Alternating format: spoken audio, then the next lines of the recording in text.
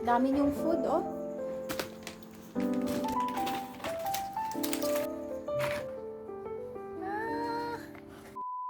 Alam nyo, Brownie, sobrang lucky nyo. Pinaka-lucky dog.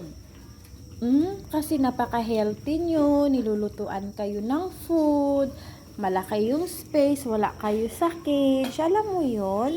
Tapos lolob pa kayo ni Mama tsaka ni Appa.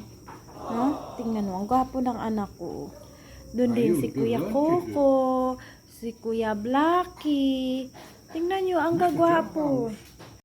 Hello mga kamoma, for today's video, ang moma nyo mag-grocery dahil naubusan kami ng sabon mga kamoma. At hindi naman po namin pwedeng gawing sabon yung aming mga cat food at saka dog food na nandito sa bahay. Actually, ang pakay ko lang talaga dito sa supermarket ay bibili lang po talaga ako ng sabon dahil kami po ay naubusan ng sabon. At ang moma nyo nga pala, simula nun hanggang ngayon maka-champion. Ito kasi yung ginagamit ng mama ko. Kaya siguro nasanay na rin ako. Kaya champion yung hinahanap ko para laging champion ang moma nyo. At syempre, huwag natin kalimutan yung bareta dahil napaka-importante din ito kahit wala tayong powder na sabon. At bigla nga pala ako napalingon mga kamoma, so kailangan ko na lang bumili ng one-time big-time supply ng pagkain ng aking mga minamahal na anak na pusa at saka aso. Lagi din pala ako bumibili ng hairball control mga kamoma, diba alam nyo yan? Nung dati na laging naglalagas nga pala yung balahibo ni Uncle Fifi at buti na lang ngayon bumabalik na sa dati. At syempre bibili din ako nitong wet food mga kamoma na tuna flavor o di kaya ocean fish flavor. Yun kasi yung gusto ni Uncle Fifi natin dahil sobrang napakapihikan niya mga kamoma. Ayaw niya ng mackerel na flavor. At syempre kumuha na rin pala ako nitong dog food mga kamoma para sa mga anak kong aso. So ayan, pang one time big time kasi nahihiya na ako kay Uncle Fifi.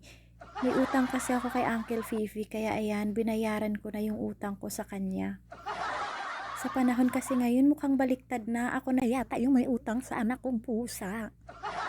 Syempre pera nga pala ni Uncle Fifi yan mga kamoma, galing sa kanyang fan. Kaya sobrang nagpapasalamat ako syempre at dahil gusto kong magpasalamat, so gusto ko na rin mag-share ng mga dog food at saka cat food sa isang shelter dito sa Jensen mga kamoma. Dami yung food, oh. Ang dami yung food.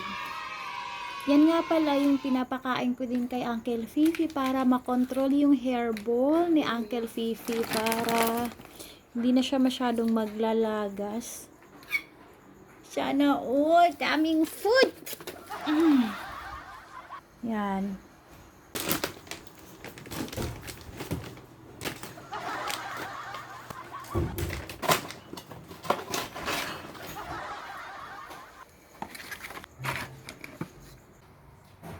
Dami yung food, Uncle Fifi, oh.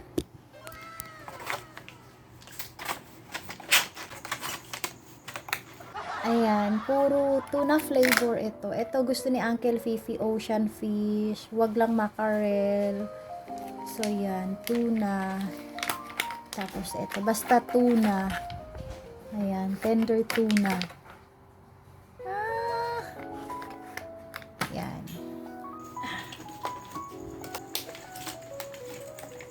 Yay!